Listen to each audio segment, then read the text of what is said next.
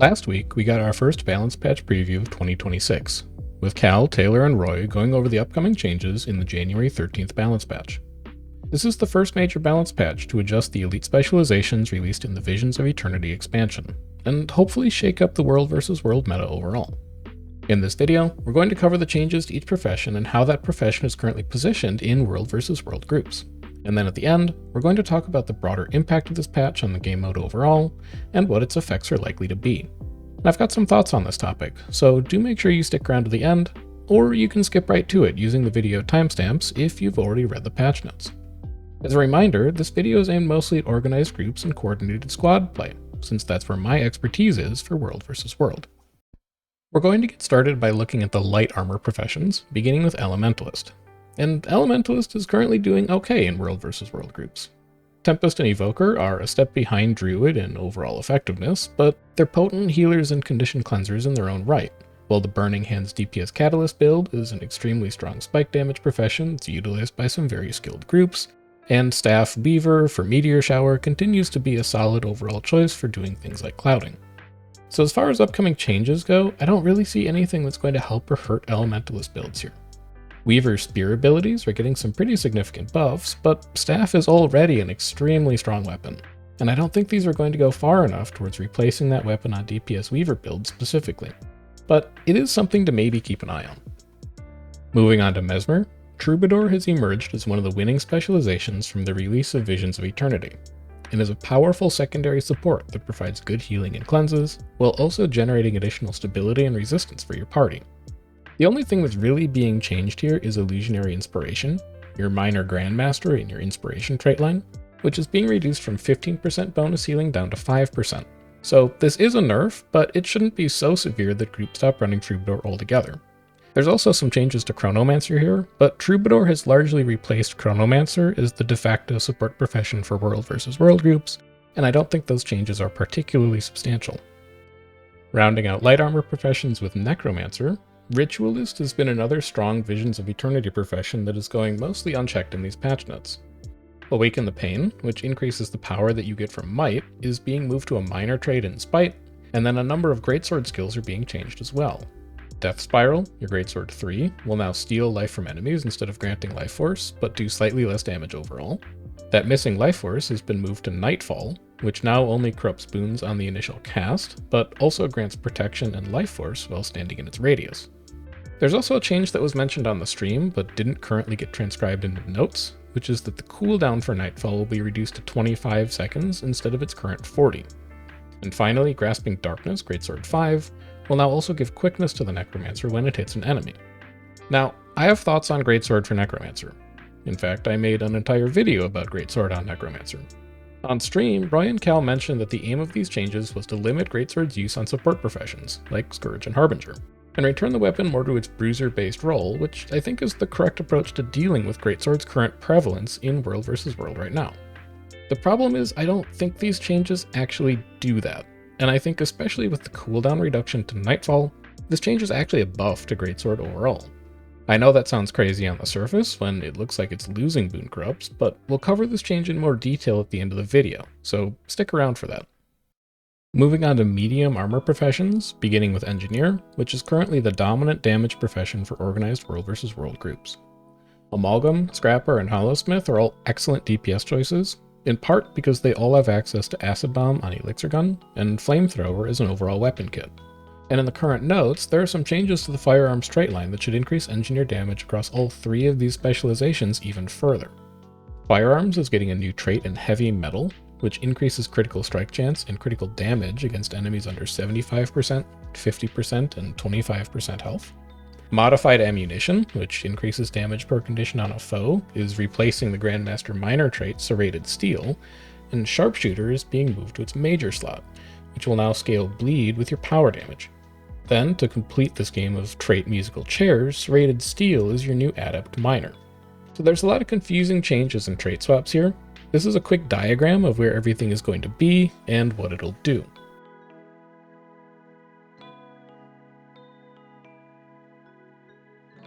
I also want to mention here, in memoriam, Purity of Purpose is going to be removed from the game. For people who've been playing since Path of Fire, you'll recognize Purity of Purpose as one of the single defining engineer traits that enabled Support Scrapper to be a dominant support through Path of Fire and into End of Dragons. That trait has been substantially nerfed over time, and with this patch it will be removed from the game completely, in many ways signifying the end of an era, as Support Scrapper is a support profession for World vs. World groups, at least for the time being. For Ranger, Druid is currently the de facto support pick for healing and condition cleanse, coupled with a strong res utility and Spirit of Nature, while Untamed and Soul Beast are decent to good picks for damage depending on the size of the group that you're playing with. In the current notes, not a lot is going to be changing to shake that up, with the vast majority of changes to Ranger aimed at PvE explicitly, so really not much to talk about here at all. And while we're at it, let's also mention Thief, the forgotten profession of World vs. World, since nothing is happening to Thief. It's all Antiquary changes, and Antiquary just does not have the tools to be a viable and consistent World vs. World build at this time. Wrapping up with heavy armor professions, Guardian was another winner in Visions of Eternity, with the Luminary specialization, which many groups have used to replace Firebrand as a primary support and source of defensive boons. That current iteration of Luminary as a support build is going to be untouched, and instead all of the changes being made to Guardian are on the damage front. Unfortunately, Guardian is not Engineer, and these changes to traits and abilities are not going to make it competitive with Engineer, even if they are relatively nice changes overall. So while DPS Guardian builds like Dragon Hunter and DPS Luminary will get a little better as a result of this patch, it still won't be enough to make them worth running in an organized group. Moving on to Warrior, there's a few interesting things going on here. Possibly the biggest change is Fast Hands being changed to be a thing that Warriors just have, instead of having to trait for it. And this is a really cool way to give the profession a bit of identity and unique function in the game mode. Bullet Catcher, your Staff 5 skill that channels a block, has been removed from the game, and Staff 5 will now just be the back half of that skill, Defiant Roar. So for defensive-oriented warrior builds, like my commander build, this is a pretty unfortunate nerf. Balance Stance is getting a small cooldown reduction, from 50 seconds down to 40, and a few Spellbreaker traits are having their support elements improved, with Slow Counter giving resistance off a full counter, and Revenge Counter turning full counter into a heal and condition clear. In practice though, I don't think you would ever take either of these traits on Spellbreaker, as they compete with Loss Aversion and Enchantment Collapse, which are already extremely strong options. Finally, we have Revenant, which hasn't really been a widely used profession in World vs. World for some time now, and I don't think that's going to change based on the current patch notes. But it is a little difficult to evaluate currently. Patch notes read like the intention is for Conduit to be a primary support profession that grants boons to allies, which it already has some good tools for in Jalis in particular, but there's no specifics given for the actual boons that you'll get from Boundless Knowledge or from Perpetual Wisdom, either in the patch notes or on the stream. Knowing what boons these skills give would go a long way to figuring out if these traits will be any good, but right now we don't have the information to do that. They may stay the same as they currently are, just with the conditions for giving those boons changed, or they might be completely different, giving higher value boons like stability, resistance, or protection. It's hard to say, and I don't really want to speculate. But what I will say is that Numinous Gift being changed to give quickness in World vs. World is always something to take a look at, as quickness is a very strong boon. Most of the time when you're playing any Revenant build, you want to be legend swapping very frequently to recover your profession energy. So it's possible that if other traits end up giving good boons, there's a support Conduit build in here somewhere that gives a substantial amount of quickness. But we don't know enough about the specifics currently to be able to theorycraft that.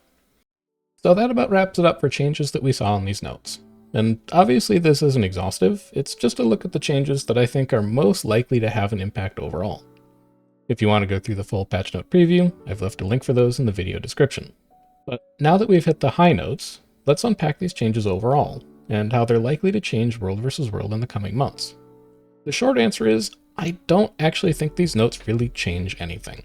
Right now, the default squad composition for an organized group is Luminary, Troubadour, Druid as supports, Ritualist is boon removal DPS, and Engineer is pure DPS. I don't currently see anything in these notes that's going to shake that up. And in many cases, for Ritualist and Engineer specifically, these notes are taking builds that are already good and making them even stronger, which I think is a problem. Now, I'm not a balance guy professionally. I do study games, but I'm a game analyst. I don't do game balance, so this is just my personal opinion. But I think World vs. World is more interesting when there's not a consensus best profession or comp to play, and the current state of World vs. World is pretty far from that ideal right now. So the core philosophy of the things that I'm going to suggest in the rest of this video are aimed towards shaking up established good professions and giving people more room to theory craft interesting alternatives so that we're not playing the exact same professions over and over again. We're going to start with Necromancer because it's the profession that I have the most experience on. Necromancer's role in an organized group is usually to remove boons from enemies while providing some amount of supplementary damage, just not as much as a pure damage profession.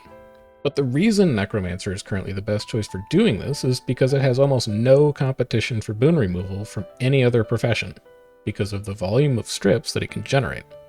What's up y'all, Editor Chef here, and I'm listening to this back in DaVinci, and I want to do one quick clarification. Necromancer isn't necessarily the best strip profession in World vs. World right now.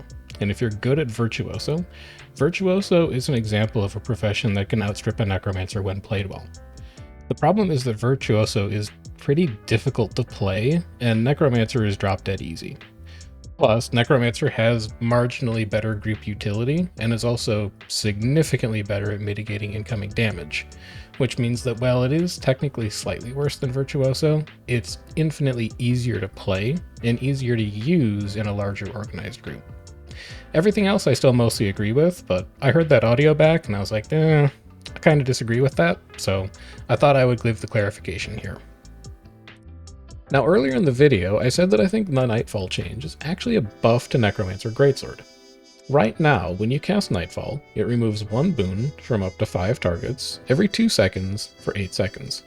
So if you target cap your Nightfall, that's 20 boons removed every 45 seconds, or about 0.4 repeating boons per second. But after the change, you can remove up to 2 boons from up to 5 targets 1 time, which is 10 boons every 25 seconds, or also about 0.4 boons per second. But it's not just about how many boons you remove over time. Boon removal is about removing an enemy's group's defenses, so that your own group can spike harder, after getting rid of pesky defenses like protection, stability, and resistance. And not only that, but removing more boons at the same time is better, because it digs through junk cover boons that are trying to hide important stuff. So in this context, Nightfall is now twice as good, because it removes 2 boons when you cast it instead of 1. This makes it easier to synchronize skills and link up your spike damage with your boon removal. And organized groups already coordinate the use of their high value skills like Nightfall. So not only are you removing twice as many boons every time you cast it, you're also able to cast it twice as often. In my mind, this change is unquestionably a buff to boon removal on a profession that already had great boon removal to begin with, and does nothing to change support Necromancer professions from wanting to use Greatsword as a weapon. Even within individual Necromancer builds, Ritualist is much stronger than other boon removal options. And that comes down to your skill combo of triggering Spiteful Spirit every 10 seconds by entering Shroud, and then double casting Wanderlust by using Soul Twisting to deal heavy spike damage and apply double knockdown to enemies. It's this specific interaction that needs to be changed on Ritualist in order to give other boon removal professions the ability to compete overall. For Wanderlust, either the knockdown or the damage coefficient needs to be removed in World vs. World, and in my mind the better of the two options would be the knockdown. Leaving the knockdown intact and removing the damage coefficient would just make it easier to put together potential support Ritualist builds that remove boons but ignore the fact that damage coefficients exist.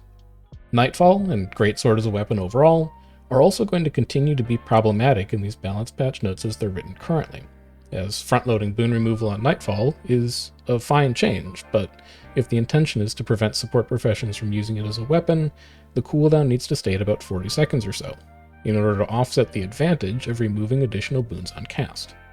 These changes would help check the current strength of Ritualist in its role, coupled with improvements to the boon removal abilities of competing professions, to make Ritualist less of a de facto pick in squads for removing boons from enemies. And let's also touch on Awaken the Pain here. Like I said, I have a lot of thoughts on Necro. Previously, when you were using the Spite trait line, you had an interesting choice to make in your major master traits. Awaken the Pain is a small improvement to damage, while Chill of Death is a small improvement to strips. And this was a neat way for you to nudge your Necromancer build towards prioritizing one or the other. But with Awaken the Pain moving to a minor trait and being replaced by a trait that's objectively worse in Spiteful Fortitude, you've removed a decision point from building a Necromancer for groups. And I think that's a detriment to theory crafting overall. So, taken together, these are the changes that I think would be beneficial to keeping Necromancer's role in check when it comes to organized groups. Instead of further improving Necromancer's boon removal ability when it's already good, these could be distributed out to other options, like Untamed, Spellbreaker, or Revenant. Just because Spellbreaker could hypothetically remove as many boons as a Necro, doesn't mean that you would necessarily bring both a Necromancer and a Spellbreaker in the same squad. It's just a way to offer groups a little bit of profession diversity and play new and interesting things. Next, let's talk about Engineer. Currently, the top 3 DPS professions in World vs. World groups are all Engineers. It's Amalgam, Hollowsmith, and Scrapper. And like I mentioned earlier in the video, this is because all 3 of these professions share the Flamethrower and Elixir Gun weapon kits. In order for other professions to be viable and competitive damage sources overall, Engineer builds need to be tuned down, and in particular, the base Engineer kits that they all share need to be tuned down. Elixir Gun is the most obvious choice here, as at least in theory it's a support-oriented weapon that also has the single best damage skill for Engineers in Elixir Gun 4, Acid Bomb, so the coefficient here should be reduced pretty dramatically in order to return E-Gun to its intended function as a kit that augments supports, rather than being a must-take on damage builds for the sake of a single skill. Flamethrower at least has the benefit of being an offensively oriented kit, but here too the coefficients on Flamejet and Napalm could be reduced, in order to give more importance to profession-specific mechanics that each of these professions have access to. Nothing inherently wrong with other damage builds currently, like Berserker, or Dragon Hunter, or Soul Beast, or whatever else you want to run. It's just that they aren't anywhere close to the damage profile of Engineer. And playing Engineer damage builds in particular winds up feeling pretty samey, because it doesn't matter whether you're playing Amalgam, Hollowsmith, or Scrapper, your biggest priorities are actually in Flamethrower and Elixir Gun for your overall damage. This issue is compounded by the fact that the changes to the firearm straight lines, which most DPS engineers should already be using, are seeing some pretty meaningful buffs. Previously, in your Firearms Grandmaster, you'd take Modified Ammunition as the best of a set of pretty average options, but Heavy Metal is just a better trait, and is only going to increase the spike damage potential of Engineers at a time when the spike damage potential of Engineers is better than most other professions. But also, you don't even have to give up Modified Ammunition to do this now, because it's being moved to a minor trait. And the trait that it replaces, Serrated Steel, was basically a Condi trait, so you were never super worried about it in the first place. So much like Necromancer, Engineers and Firearms, which is almost all of them, are going to be generating a bunch of additional damage for free without having to make any interesting decisions in order to do so. So this is another change that reduces the potential of theorycraft builds in order to gain an advantage in a world versus world group. And while Engineer continues to get these buffs while being an overperforming damage profession, other competing options are either getting much smaller changes, like Dragon Hunter, or getting no changes at all, like Soul Beast or Untamed. And finally, I want to touch on Druid. And Druid actually did get a small change about a month ago, reducing the target cap on Spirit of Nature from 5 to 3. This was mostly done to bring Spirit of Nature in line with other res utility skills, as there's now no single res utility that can res more than 3 people at a time as far as I know. Except that Druid still can, because Spirit of Nature stomps twice and the res is on the stomp. Instead, the res component of Spirit of Nature needs to be moved to the Shake, which only happens a single time. Then the stomps can give some other minor effect, like a stun break, or a stack of stability, or a stack of resistance that helps the res target get back to tag. The initial change to Spirit was well intentioned, but it isn't a significant enough change to make non-Druid supports like Tempest or Evoker actually worth running, because Druid can still res twice as many people with a single skill. On the whole, I think community expectations for this balance patch were relatively high. The number of professions released with Visions of Eternity are a little overtuned, and while it's been fun to try some new things, I think the expectation was that this patch would curb some of the clear overperforming professions in the meta, like Ritualist, Luminary, and Amalgam, and maybe shake up an overall squad composition that's been largely unchanged from Guard, Mesmer, Ranger, Necro, Engineer for going on almost 2 years now. But as is, I don't think these patch notes accomplish that. And even more so, I don't think that the changes in this patch really understand why the current meta professions in world versus world groups are meta in the first place. In particular, I think Necromancer and Engineer getting changes that make current overperforming builds even stronger without having to make any decisions whatsoever is a bit of a head scratcher. And meanwhile, there's no substantial buffs to professions that have historically existed closer to the fringes of the meta that might make them more viable with a few small tweaks. Typically, when you're balancing a live service game like Guild Wars 2, balance patches are an opportunity to keep things fresh and encourage the player base to try out new things and get rid of old tactics.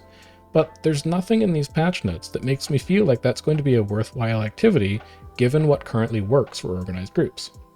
My aim for this video, in particular the second half of the video, is to give some concrete examples of what can be changed or nerfed for current overperforming builds, as well as provide some rationale for why these choices were powerful in the first place. So I hope that I've achieved that, and that it sparks constructive discussions and potentially meaningful changes before this patch goes live on January 13th. If you have thoughts of your own about where potential balance opportunities are, drop a comment down below to let me know. And if you enjoy these balanced patch preview videos, do make sure to like the video and subscribe to the channel. I also stream on Twitch, usually on Tuesdays and Wednesdays, if you want to drop by and discuss these changes in real time. But until then, I've been Chef, and enjoy the rest of your day.